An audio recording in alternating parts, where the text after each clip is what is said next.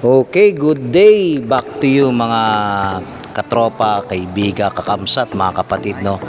At yun na nga, natapos na nga kami mamukot ng mga oras na yan. At hapon nga, napagdesisyon na namin ni Mrs. na bisitahin naman ang mga kamag-anak niya sa kabilang side, sa Aresa family. At doon nga para mabisita namin yung mga taga-Payatas na kamag-anak niya, sila Nong Iray, si Nang Lisa, si Papa Art, si Mamaday, at yung kaibigan kong vlogger na pinsan rin ni Mrs. si Kagujud vlogger. Shoutout sa iyo, Kagujud.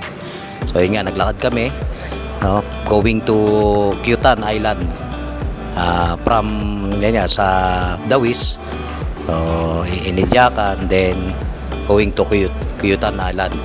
Yun nga, so napaganda ng lugar. So please guys, samahan nyo ako sa aking pag-explore sa island. Okay, yun na nga, dumating na nga kami mga kaibigan, mga katropa, mga kakamsat, mga kapatid, no, at dumating na kami dun sa Kyutan Island, kung saan doon naka-stay at naliligo sila Nong Iray, sila Nang Lisa, si Mamaday, si Papa Art. So pagdating nga namin doon, nakita namin na busy ang karamihan. So naghahanda sila ng hapunan nila kasi magpa 5 PM na yan nang dumating kami.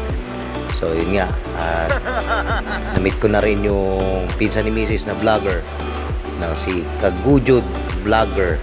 So yun nga, shoutout sa iyo, Kagujud vlogger.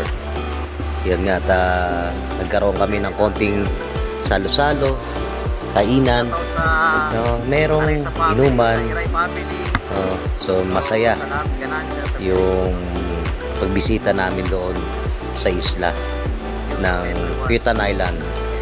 So samahan nyo ako guys na sa aking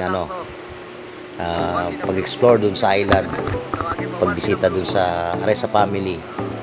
Samahan nyo guys, tapusin natin tong video na to, then please paki-like, share and comment na rin, then follow nyo ako sa page ko sa YouTube, Facebook and TikTok. Manaw lang